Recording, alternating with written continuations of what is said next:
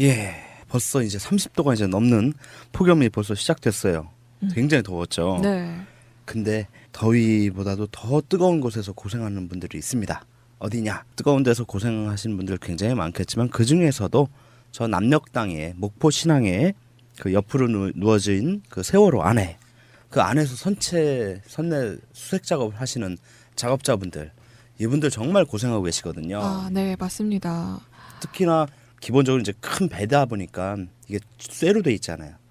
근데 그 쇠 안에 들어가는 거기 때문에 얼마나 달궈져 있겠어요. 지금 뜨거운 여름 햇볕에 굉장한 그 고열 속에서 고생들을 하고 계시는데 아직도 이제 미수습자 5분의 시신을 수습하려고 한참 고생하고 계시는데 근데 이 미수습 그 현장 작업자분의 지인분이 현장에서 상당히 좀 이해하기 어려운 일들이 벌어지고 있다라고 해서 6월 12일 딴지일보 자유 게시판에 글을 올리는 것이 있습니다. 그래서 그 사연을 한번 소개해드리고 싶어요. 네.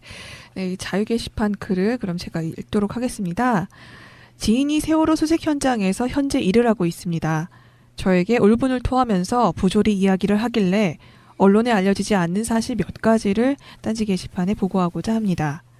배를 눕혀놨기 때문에 낡은 구조물들이 언제 떨어질지 모르는데 안전장치를 설치해달라고 하면 이 핑계 저 핑계 되면서 그 작업 구간을 타고 간 사람들까지 투입시켜 속도를 내게 하여 빨리 마무리하게 한다 합니다.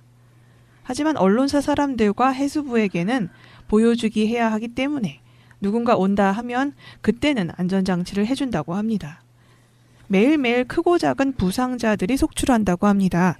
사측은 부상 치료를 위한 약품을 제대로 구비하지 않고 있어서 수색자들이 스스로 약품을 가지고 다닌다고 합니다.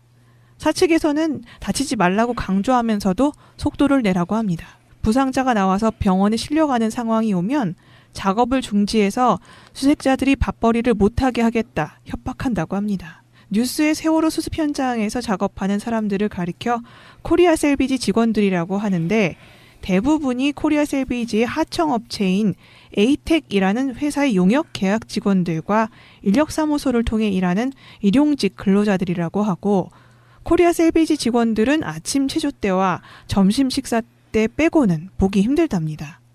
하도급 문제가 세월호 현장에도 있다는 소리를 듣고 경악을 금치 못했습니다. 해수부가 코리아 셀비지에, 코리아 셀비지가 에이텍에, 에이텍이 용역 직원에게 이렇게 거치면서 원 단가의 60% 정도만 작업자들에게 돌아간다고 하는데 40% 정도가 누구의 포켓으로 갔을까요?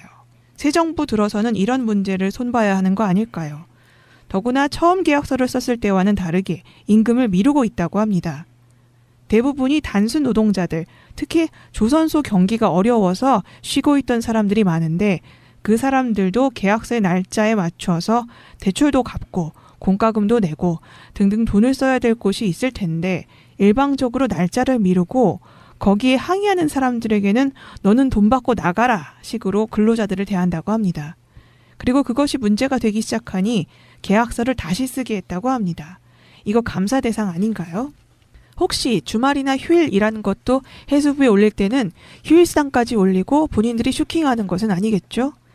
그리고 얼마 전에 이낙연 총리께서 다녀가셨는데 배 내부 작업 현장에는 들어오지 않으셨다고 합니다. 지인 말로는 냄새도 엄청나고 위험하고 더럽고 해서 일반인들은 들어오기만 해도 구토할 정도라고 하니 총리님을 선례로 모시지는 않았던 것이겠죠. 총리께서 오시면 일반적으로 경력금 하사하고 가시죠. 총리가 아니어도 많은 고관 대작들이 세월호 현장 같은 곳을 방문하면 금일봉을 하사하실 텐데요. 받은 금일봉으로 빵을 돌렸답니다. 실제 수습 작업에 투입되는 사람이 100명 정도 된다는데 빵을 돌렸대요. 빵도 제과점에서 만든 빵이 아닌 공장에서 흔히 나눠주는 단가 300원, 400원짜리 빵을 음료수도 없이 그 더운 날 빵만 돌렸대요. 국무총리님께서 금일봉 5만 원 주셨겠습니까? 기본적으로 100단이 넘어가죠. 그럼 그거 누가 먹은 겁니까? 어떻게 온 나라가 전체가 슈킹이 일상생활입니까? 어떻게 세상이 어떻게 아직도 이렇게 돌아갑니까? 시간이 길지 않아서 지인에게 이 정도 이야기만 들었는데 코리아 셀비지란 회사가 문제가 많은 것 같습니다. 어차피 에이텍이란 회사는 껍데기일 테니까요. 많은 조선소 하청업체들이 본청 회사 고위직 출신들이 만들었거나 친인척 회사인 것처럼 말이죠. 더욱 빨리 남은 5명의 유해도 수습되기 바람과 동시에 악덕업체의 갑질 및 진상 듣고 나니 참 우울해지네요. 정말 우울해지네요. 그렇죠. 느낌 어떠셨어요? 읽어보시면서. 이거 분명히 뭔가 있는데요, 진짜. 와. 그렇죠. 굉장히 그 일반인이 그냥 상식적으로만 봐도 그 열받음이 많이 좀 느껴지는 그런 그 고발성의 글이었습니다. 물론 뭐 지인의 말을 옮긴 것이기 때문에 뭐 100%다 맞다, 이것이 진실이다, 이렇게 단언할 수는 없겠죠. 하지만 근데 이런 일이 워낙에 비일비재하잖아요. 뭐 현재 한국에서는 우리나라에서 그래서 얼마든지 뭐 상상도 갈 수 있겠죠. 거짓말이거나 이거를 지어냈다거나 하지는 않으셨을 것 같아요, 분명히. 예, 적어도 이것이 뭐 완전한 허구다, 완전히 거짓말이다, 이렇게 치부하기에는 좀 어렵지 않을까 싶습니다. 보통 이런 식으로 하청의 재하청 작업이 이루어지는 곳들이 굉장히 많잖아요. 뭐 큰 뭐 건설업 현장은 말할 것도 없고요. 이렇게 그 커다란 일을 하는 곳에는 필연적으로 하청의 재하청은 거의 100%라고 보면 되죠. 네, 결국 그리고 가장 위험한 것은 하청 맨 마지막에 있는 사람들이 맞더라고요. 그렇죠. 우리 그 대선 기간이라서 우리가 뭐 많은 관심을 두지는 않았겠지만 지난 5월 1일 노동절에도 거제 삼성중공업의 그 사고로 6명 사망하는 사고 있었잖아요. 그 사망 근로자들이 전부 다 용역업체, 하청업체 근로자들 뿐이었던 거죠. 음. 그 원청업체인 삼성중공업 근로자들은 전부 다 노동절이니까 쉬러 네, 쉬고 맞습니다. 있는데 네. 결국은 대한민국 하청공화국에서는 가장 피해를 보는 것은 역시 하청업체의 영역 노동자들, 비정규직 노동자들이겠죠. 일용 근로자들, 이분들이 그 가장 큰 피해를 보고 있는데, 저는 그런 생각이 들어요. 일단은 그 세월호를 그 바닷속에 있던 것을 끄집어냈기 때문에 그 안에 구조가 얼마나 튼튼할지, 얼마나 부실할지 이거 아무도 예상 못 하거든요. 더군다나 원래 설계되어 있는 그 자세가 아니라 옆으로 누워 있는 상태이기 때문에 언제 어디서 뭐가 떨어질지 모르고 또 언제 어디서 밑에 바닥이 꺼질지 모른다라는 그런 위험성이 항상 상존해 있는 곳이죠. 이런 곳일수록 더더욱 안전에 대해서, 더군다나 그 장소가 어디입니까? 바로 안전불감증 가장 대표적으로 드러나는 세월호 아니겠어요? 그곳에서 또다시 안전불감증이 그대로 재현되고 있다. 결국은 정부가 바뀌었는데도 아직까지도 바뀌지 않은 부분이 있다라는 것을 민낯을 그대로 드러내 보여주는 것이라고 볼 수 있죠. 네, 사진만 봐서는 사실 잘 몰랐었는데 이곳이 냄새가 엄청나고 위험하다라는 말씀을 하셨어요. 좀 새로운 제가 잘은 몰랐었는데, 물론 이제 옆으로 누워 있기 때문에 이렇게 원래 구조가 아닌 것이 분명히 위험할 수도 있겠다라는 생각이 드는데, 냄새가 심하다는 거는 또 왜 그럴지 혹시? 이유는 여러 가지가 있을 수 있겠습니다만 아무래도 이제 3년 동안 깊은 바닷속에 빠져 있었잖아요. 그럼 그 안에 많은 그 퇴적물들, 뻘들, 이런 것들이 있었겠죠. 이것들이 이제 바닷물 속에 있을 때는 냄새가 안 나겠지만 이제 지상으로 올라와서 건조되면서 그동안에 이제 그 안에 있는 수많은 미생물들, 눈으로도 보이지 않는 미생물들의 사체들을 썩어가는 그 냄새들이 엄청나겠죠. 그렇구나. 그리고 이제 그 원래 세월호에 선적되어 있던 수많은 음식들, 그런 것들도 엄청 많이 썩어 갔겠고요. 그러다 보니까 거기다 또 뭐 수초니 이런 것들, 뻘들 네. 다 합쳐지면은 냄새들이 엄청나게 심합니다. 더군다나 그랬겠네요. 굉장히 덥잖아요. 그 실내 내부 온도는 우리 외부가 지금 30도 넘어도 좀 덥다고 하는데 쇳덩어리 안에 들어가 보면 40도를 넘어갑니다. 네, 기본적으로. 앞으로도 이제 여름 다가오고 점점 온도가 올라갈 텐데 좀 걱정입니다. 그러면 이분이 게시판에 올리신 글 가지고 노동법적으로 본 현장의 문제점 한번 짚어주시죠. 일단 가장 첫 번째로 눈에 띄고 가장 큰 문제가 되고 가장 공분을 사는 부분이라고 보여집니다. 안전장치의 미비, 이 부분입니다. 이게 뭐 로봇가 들어가서 작업을 하는 것도 아니고 더군다나 사람이 들어갈 수밖에 없는 것이 미수습자의 유해를 조금이라도 손상 없이 갖고 나와야 되기 때문에 수습해야 되기 때문에 사람이 결국 들어가서 조심조심 작업을 해야 된단 말이죠.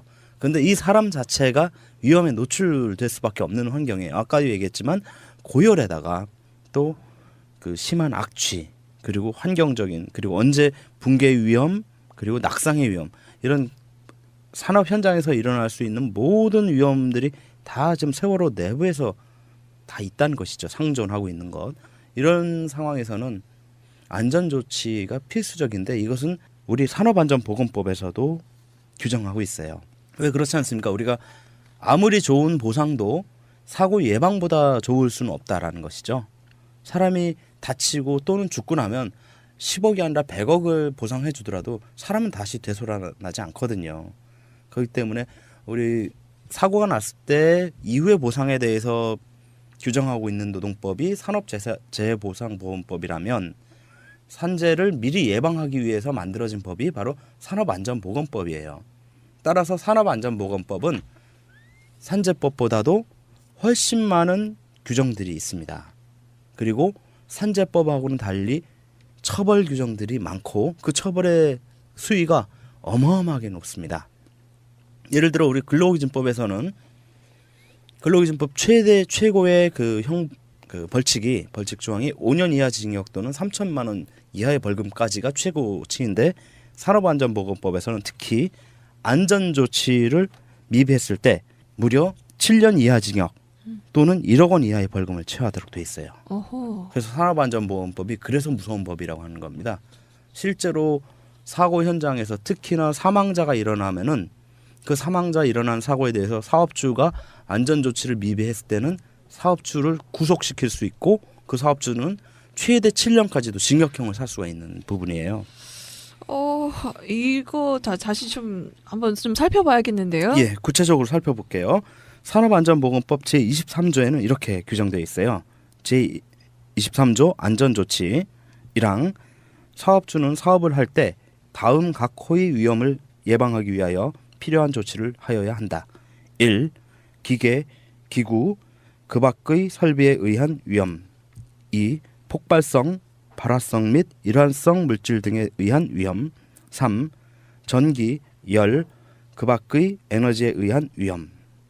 그리고 2항에 이렇게 또 규정되어 있습니다. 사업주는 굴착, 채석, 하역, 벌목, 운송, 조작, 운반, 해체, 중량물 취급, 그 밖의 작업을 할 때 불량한 작업 방법 등으로 인하여 발생하는 위험을 방지하기 위하여 필요한 조치를 하여야 한다. 3항 사업주는 작업 중 근로자가 취락할 위험이 있는 장소, 토사, 구축물 등의 붕괴할 우려가 있는 장소, 물체가 떨어지거나 날아올 위험이 있는 장소, 그 밖에 작업 시 천재지변으로 인한 위험이 발생할 우려가 있는 장소에는 그 위험을 방지하기 위하여 필요한 조치를 하여야 한다. 이것이 산업안전보건법 제23조에 나와 있는 안전조치의 규정들입니다.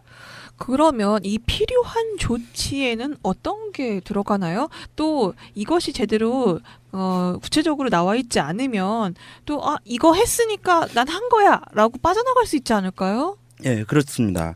그래서 그 필요한 조치는 이런 위험을 방지하기 위해서 사회통념상 사업주가 최선을 다해서 할 수 있었다. 사고의 예방을 위해서 할 수 있다는 정도의 조치를 해야 된다는 것이죠. 가장 기본적인 것은 예를 들어 우리 그래서 건설 현장 보시면 건물 하나 지을 때 옆에서 지나가면서 보신 적들 많이 있을 거예요. 소위 말해서 비계라고 해서 그 철제 빔 기둥 같은 거 있죠. 그 네모나게 예, 그 블럭- 동그랗고 네네. 예, 그걸 이제 건설 용어로는 이제 아시바라고 하죠. 아시바라고 그걸 딱 쌓고 거기에다 이제 비계라고 만듭니다. 그게 그 비계라고 하는데 그래서 발판 같은 것들을 만들 때 그걸 발판을 딛고 이제 작업을 하는데 그것이 발판이 만약에 붕괴하면 바로 추락할 수 있기 때문에 그 밑에 최소한 그물을 설치해야 된다. 이것이 이제 안전 조치인 거죠. 근데 이러한 조치를 안 해서 추락하는 사고가 있을 때 사업주의 안전조치 미비의 책임이 있는 것이고 이러한 것에 대한 벌칙으로 근로자 사망 시에는 7년 이하의 징역 또는 1억 원 이하의 벌금에 처하도록 돼 있고 사망을 안 하고 그냥 부상만 하더라도 5년 이하 징역 또는 5천만 원 이하의 벌금형에 처하도록 되어 있어요. 상당히 세죠. 네, 그러면 이 법에 따라서 사업주가 처벌받는 사례들이 있나요? 굉장히 많습니다. 아, 네. 주로 그런데 문제는 여기서 이제 한국 사회, 우리 사회의 문제인데요. 아까도 말씀드렸지만 원청은 다 대기업들이에요. 특히 건설업들 그렇죠. 보면은 이제 대기업, 네. 흔히 말하는 일군 건설업체들이죠. 이 사업주 대기업 사장 잡혀가야 되는 거 아닌가요? 안 그러죠. 왜냐하면은 그 위험을 전가시키기 위해서 바로 이제 하도급을 주는 거예요. 하청을 주는 거예요. 그래서 원청업체가 하청업체한테 하청을 주면 그 하청업체는 자기네가 근로자들을 평소에 쓰지 않고 있다가 인력사무소 통해서 근로자들을 다시 쓰거나 아니면 그 하청업체가 또 다시 재하청을 또 줍니다. 그렇게 해서 하청 구조가 건설업의 현장의 경우는요, 어느 정도 규모가 있는 건물이라든가 토목공사 하는 곳이면은 최소한의 하청 단계가 최소한 세 번 정도는, 세 번은 아주 기본이고 보통은 네 번 다섯 번이 아주 일반화되어 있어요. 그러다 보니까 밑으로 내려갈수록 업체는 영세해질 수밖에 없고요. 법에 대한 지식이라든가 준수도가 떨어질 수밖에 없겠죠. 상식적으로도. 그런 상황에서 근로자들은 또 자기네가 평소에 근로자들을 고용하지 않는 곳이죠. 왜? 영세업체니까. 그러면 필요할 때만 딱 공사 따갖고 어디서 인원들은 데리고 오냐? 바로 인력사무소죠. 매일. 그렇죠. 인력사무소에다 전화를 해요. 우리 언제부터 언제까지 전화를 공사하니까 공사기간이라는 건 원래 정해져 있지 않습니까? 네. 물론 그걸 넘기는 것이 대부분이지만 그러면은 인력사무소들이 한두 군데만 있는 게 아니에요. 그 지역에. 여기 지금 우리 세월호 구조가 아니죠. 수습 현장에도 목포에도 인력사무소가 꽤 여러 군데 있는데 이런 곳에 몇 군데만 전화 돌리면 일용직 근로자 구하는 거 1,000명 정도 구하는 거 일도 아니에요. 그러다 보니까 이 근로자들이 당연히 받아야 될 그 산업안전보건법상의 그런 안전조치들을 받기 어려운 상황인데 심지어 사실 저는 코리아 셀비지라는 회사도 잘 모르겠는 회사예요. 심지어는 그래서 코리아 셀비지의 홈페이지를 찾아보려고 했는데 나오지가 않습니다. 어머. 굉장히 이런 그 코리아 셀비지라는 회사가 과연 이게 제대로 일을 하던 곳인가라는 생각도 들 뿐만 아니라 코리아 셀비지가 하청을 준 에이텍은 그렇다면 오죽하겠습니까? 라는 생각이 들더라고요. 과연 이런 곳에서 얼마나 이런 산업안전보건법상의 안전조치를 취했겠는가 싶고 거기다 더 가관인 것은 다치지 말라고 얘기를 하면서 빨리는 해야 된다. 예, 빨리는 해라. 그리고 약품도 일단 다쳤을 때 기본적인 응급처치 키트도 준비를 안 해주고 작업자들 개개인이 준비해야 된다는 얘기예요. 그러니까 다치면 네 손해인 거고, 그러니까 네가 혼자 실수한 거다. 우리는 책임 없다. 이런 식으로 비켜가는 그런 모양새인데요. 정말 그 안전불감증. 정말 대표적인 세월호 사건에서도 이런 문제가 계속 일어나고 있다는 사실이 정말 어이가 없습니다. 물론 근데 지금 철도 공사에서도 얼마 전에 강원대역에서 이판 작업하시다가 예. 사망하신 이제 조합원이 계시고 또 얼마 전에도 의정부역에서 감전 예. 사고로 해서 팔에 뭐 심각한 화상을 입으셨다라는 사고도 있었습니다. 이것도 다 완벽하게 어쨌든 안전하기 위한 필요한 조치가 이제 이루어지지 못했던 부분이 분명히 있어서 이런 사고가 난 것이고 그래서 노동부에서 처음으로 작업 중지 예, 를 그렇죠. 명령을 내렸는데요. 이 사업주가 그러면은 철도공사 사장 아닌가요? 그럼 잡아가야 되는 거 아닌가? 그렇죠. 네. 근데 문제는 그거예요. 안전불감증, 결국은 안전에 대한 그 철저한 예방책을 안 해놨다라는 것은 무엇과 직결되냐? 결국은 네. 돈이에요. 돈 때문에 안전을 등한시하는 거예요. 안전이 중요하다는 거 이 사람들 모르는 거 아닙니다. 알지만 자기의 안전이 아니라 자기 몸이 해야 하는 게 아니다 보니까 이 사람들 사업주들 또는 그 회사의 관계자들에게는 돈이 더 중요한 거예요. 사람의 목숨이나 사람의 안전보다는. 그러니까요. 물론 노무사님께서 이 법으로 인해서 처벌받는 사람들이 굉장히 많다라고 말씀은 하셨지만 아직도 많이 부족한 느낌이 드는데. 그렇죠. 아무래도 이런 하청 구조에서는 그래서 원청 구조, 원청 기업 그리고 대기업들은 하청업체 거의 대부분의 책임을 떠넘깁니다. 사실 그래서 우리가 계속 문제화 삼고 있는 외주화, 용역화의 그 핵심은 하나는 근로자를 쉽게 해고하는 부분이라고 했지만 또 하나의 그들에게는 좋은 이익은 뭐냐면 위험의 전가거든요. 이 부분에 있어서 돈도 절약하지만 위험을 전가한다라는 것이 그들에겐 굉장히 큰 매력적인 것이기 때문에 외주화가 계속 이루어지는 것이죠. 네, 결국엔 그 게시판에 올려주신 이 글 이것도 시정이 되기 위해서는 결국 하도급 파견 이 제도가 뭔가 바로 잡히지 않으면 수정되기가 어려운 그렇죠. 문제인 것 같다는 생각이 듭니다. 네, 그리고 결국은 그 원청 업체의 대표자에 대한 직접적인 형사 책임을 반드시 묻는 일정 정도 이상의 규모의 건설 공사라든가 아니면 일정 정도 이상의 중대한 재해, 사망자가 발생하는 이런 재해에 대해서는 원칙적으로 대표이사에 대한 형사 책임을 반드시 묻는 그런 구조로 가지 않고서는 이런 일은 뭐 문재인 정부가 아니라 문재인 정부 이상의 정부가 도래하더라도 여전히 또 반복되지 않겠나 이런 좀 생각이 들고요.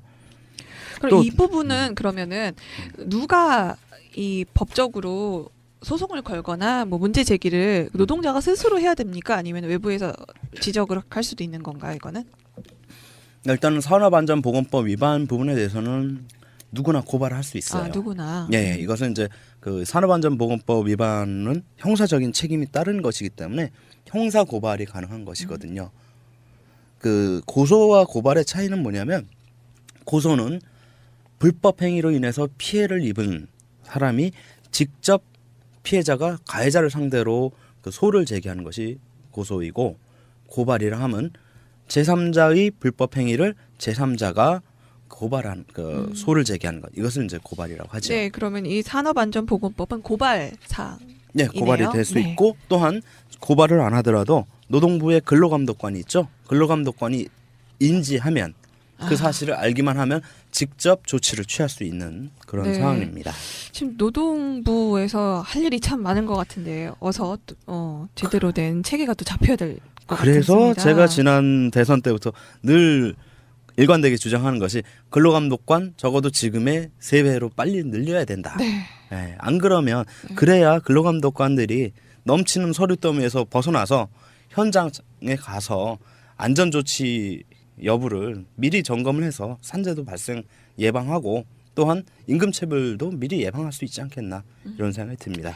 네, 맞습니다. 결국 참 도돌이표처럼 계속 반복해서 언급하게 될 수밖에 없는 게 이 외주위탁 하청 문제, 파견이라는 게 결국은 중간 착취 그리고 책임 회피 기능만을 가진다는 게 명확하게 드러나고 있는데요.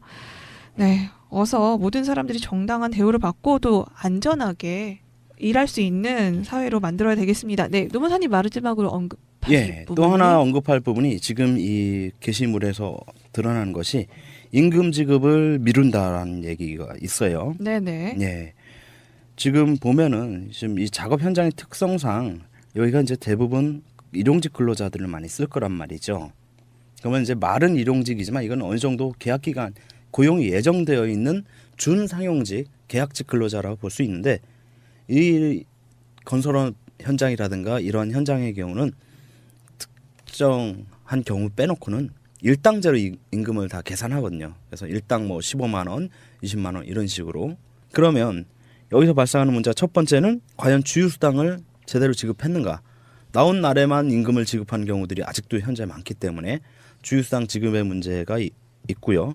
또 지연 지급하고 있다는 문제 이게 더 큽니다. 아까 그 게시글에도 네.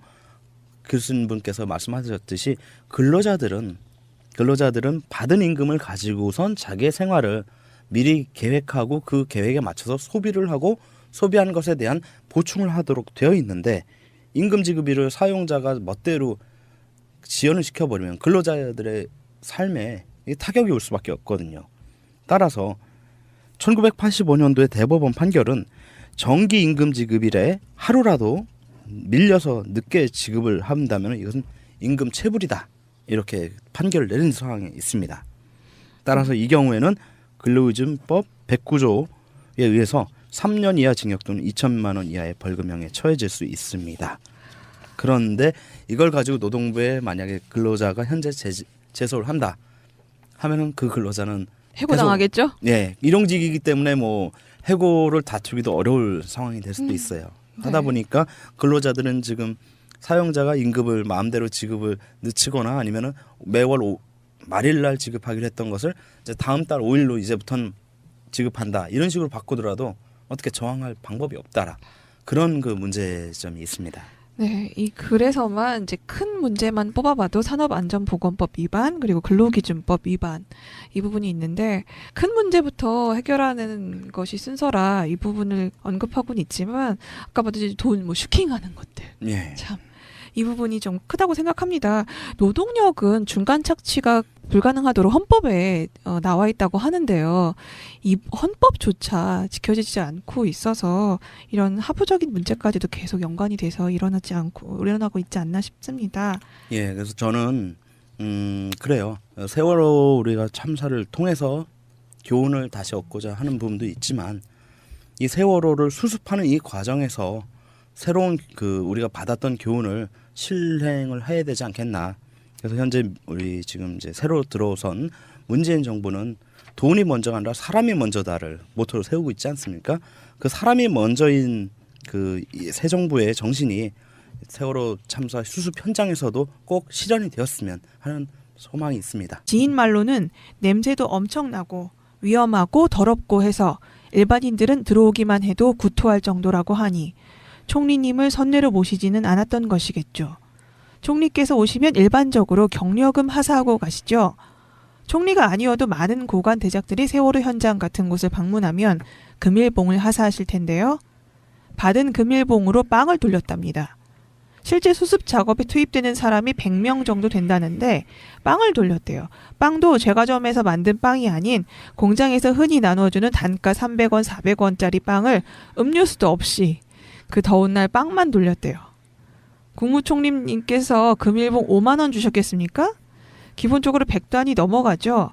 그럼 그거 누가 먹은 겁니까? 어떻게 온 나라가 전체가 슈킹이 일상생활입니까? 세상이 어떻게 아직도 이렇게 돌아갑니까? 시간이 길지 않아서 지인에게 이 정도 이야기만 들었는데 코리아 셀비지란 회사가 문제가 많은 것 같습니다. 어차피 에이텍이란 회사는 껍데기일 테니까요. 많은 조선소 하청업체들이 본청 회사 고위직 출신들이 만들었거나 친인척 회사인 것처럼 말이죠. 더욱 빨리 남은 5명의 유해도 수습되기 바람과 동시에 악덕업체의 갑질 및 진상 듣고 나니 참 우울해지네요. 정말 우울해지네요. 그렇죠. 느낌 어떠셨어요? 읽어보시면서. 이거 분명히 뭔가 있는데요. 진짜. 와. 그렇죠. 굉장히 그 일반인이 그냥 상식적으로만 봐도 그 열받음이 많이 좀 느껴지는 그런 그 고발성의 글이었습니다. 물론 뭐 지인의 말을 옮긴 것이기 때문에 뭐 100% 맞다. 이것이 진실이다. 이렇게 단언할 수는 없겠죠. 하지만 근데 이런 일이 워낙에 비일비재하잖아요. 뭐 현재 한국에서는 우리나라에서 그래서 얼마든지 뭐 상상도 갈 수 있겠죠. 네, 거짓말이거나 이거를 지어냈다거나 하지는 않으셨을 것 같아요. 분명히. 예, 적어도 이것이 뭐 완전한 허구다. 완전히 거짓말이다. 이렇게 치부하기에는 좀 어렵지 않을까 싶습니다. 보통 이런 식으로 하청의 재하청 작업이 이루어지는 곳들이 굉장히 많잖아요. 뭐 큰 뭐 건설업 현장은 말할 것도 없고요. 이렇게 그 커다란 일을 하는 곳에는 필연적으로 하청의 재하청은 거의 100%라고 보면 되죠. 네, 결국 그리고 가장 위험한 것은 하청 맨 마지막에 있는 사람들이 맞더라고요. 그렇죠. 점심 식사 때 빼고는 보기 힘들답니다. 하도급 문제가 세월호 현장에도 있다는 소리를 듣고 경악을 금치 못했습니다. 해수부가 코리아 셀비지에, 코리아 셀비지가 에이텍에, 에이텍이 용역 직원에게 이렇게 거치면서 원 단가의 60% 정도만 작업자들에게 돌아간다고 하는데 40% 정도가 누구의 포켓으로 갔을까요? 새 정부 들어서는 이런 문제를 손봐야 하는 거 아닐까요? 더구나 처음 계약서를 썼을 때와는 다르게 임금을 미루고 있다고 합니다.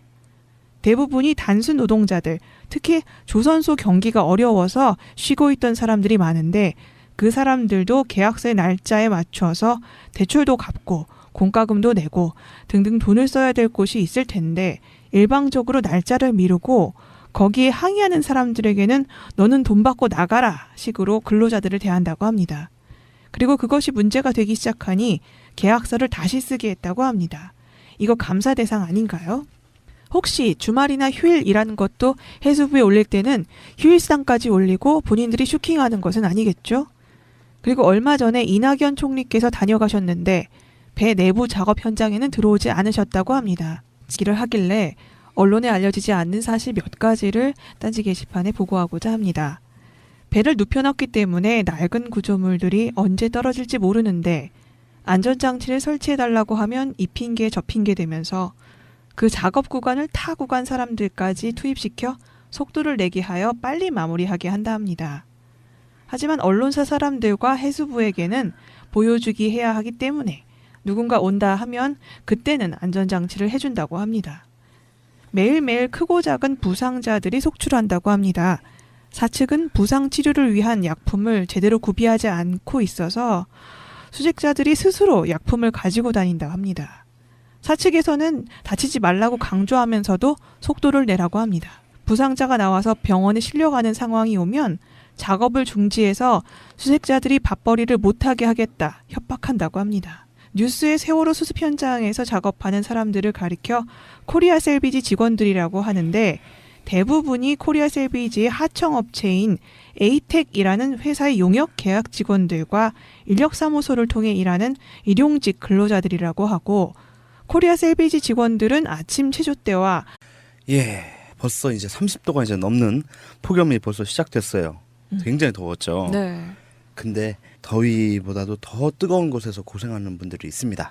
어디냐? 뜨거운 데서 고생하시는 분들 굉장히 많겠지만 그 중에서도 저 남녘 땅에 목포 신항에 그 옆으로 누워진 그 세월호 안에 그 안에서 선내 수색 작업을 하시는 작업자분들 이분들 정말 고생하고 계시거든요. 아, 네, 맞습니다.